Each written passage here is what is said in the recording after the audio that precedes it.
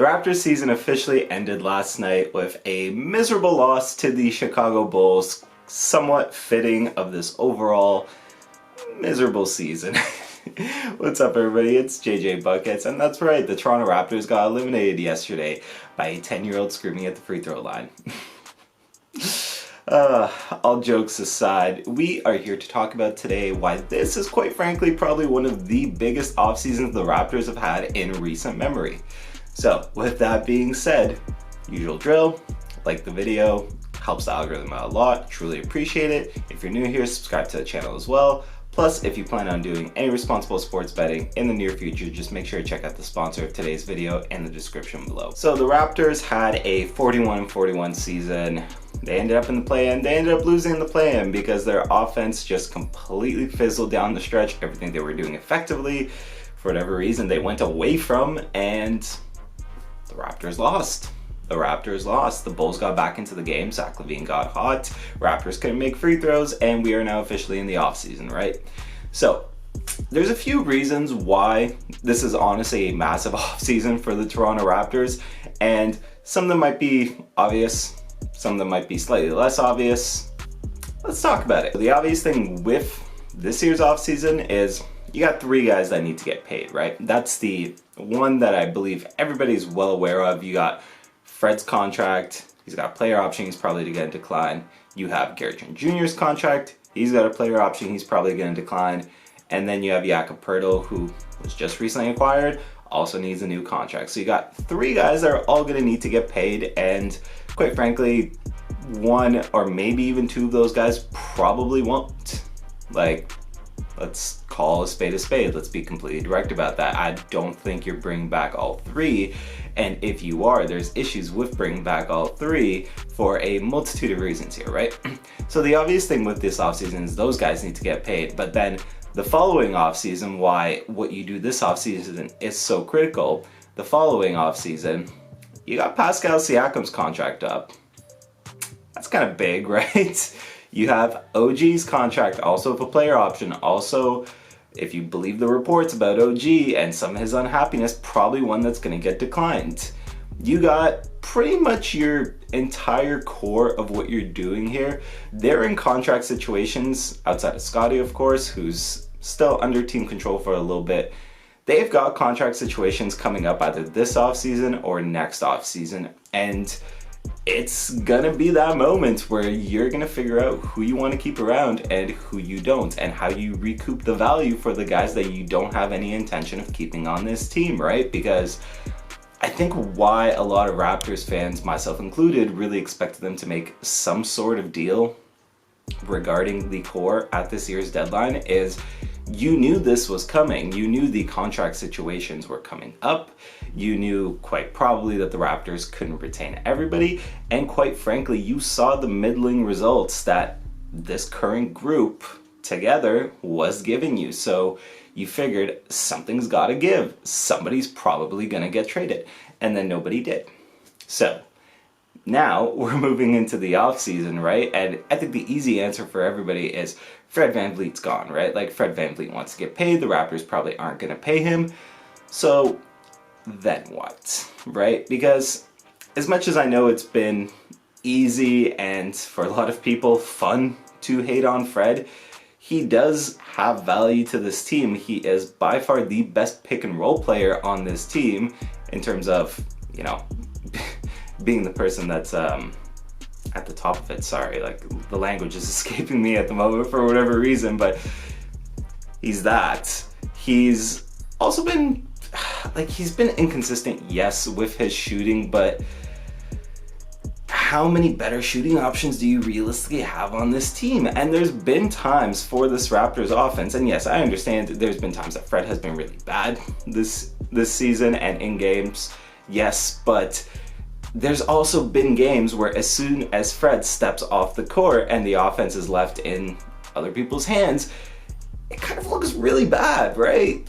Like, I don't think that's just me that's observing that. Like, there are times that as soon as you see Fred VanVleet come off the floor, you see the offense play poorly. Like, I just off the top of my head, I'm really thinking of the last Bucks game that I remember watching, not the one at the end of the season, but the one that was actually competitive and mattered at the time. you know, as soon as Fred came off, you went into a scoring drought. Your team just played poorly, played very poorly. And again, like, do I think Fred is replaceable to some capacity? Sure, but like, what are the realistic options there? Because again, with him being gone in the offseason potentially for free, the only real hope you have of recouping that value, if that's, you know, the player that you're going to cut loose, is a sign-in trade. And yeah, there's, I'd say, a decent chance that, you know, you manage to make a sign-in trade work, but I never really feel like in those sign-in trades you properly recoup the value of the player, quite frankly, because you don't have all the leverage in the world that you need in that situation. That's totally fine. It's just, but that's quite frankly just the reality that the Raptors face themselves in, is if they are planning to cut Fred loose, and if he's not going to be here moving forward, how are you working to replace that? And if it's a sign and trade, it's like, sure, you'll probably get something out of it, but will it really be what you could have gotten at a different point? Yeah.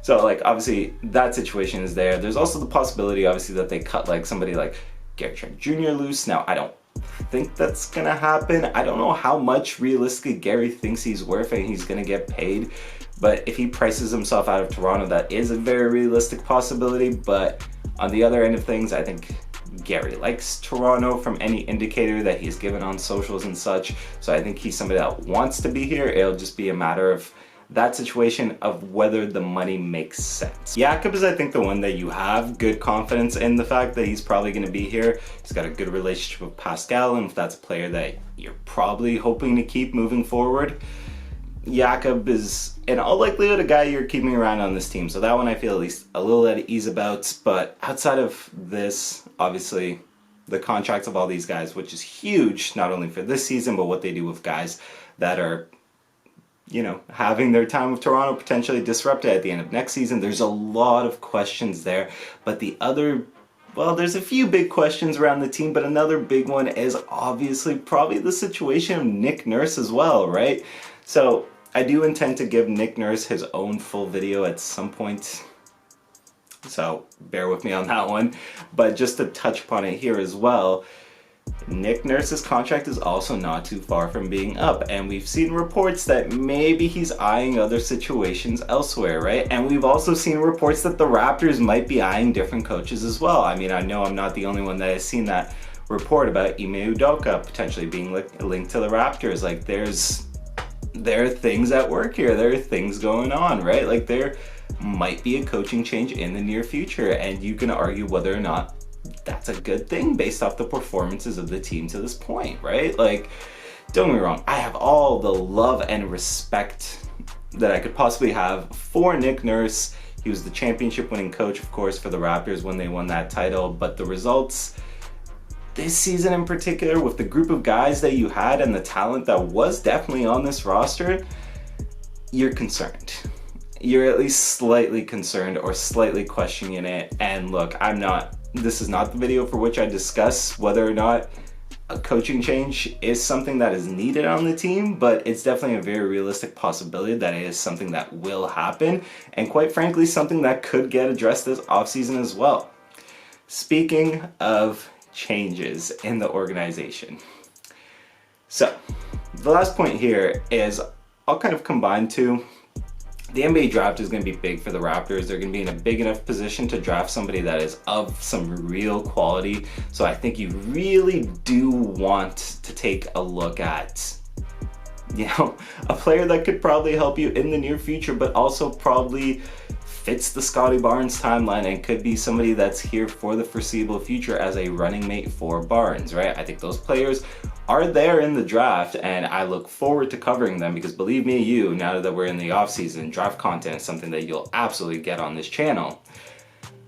But on top of that big decision, let's take it a step back, right? And let's look at just the front office as a whole, right? Now, again, I'm not advocating for anything here, left, right, or center. I just think these are at least valid questions to be having. Is in recent memory, it kind of feels like the front office has come up short on a few occasions here. Like, they've missed out on some opportunities. They've missed out on players. They've built a product that hasn't really just been that successful. And now I think based on his legacy here, Masai is definitely afforded more than enough time in the world to show that he can fix it. But I think with each passing season like this, those questions will arise more. And now again, I just want to reiterate, I'm not advocating for anything here whatsoever. I am simply saying if there's not a clear vision, which right now that vision seems a little jumbled, or at the very least not working,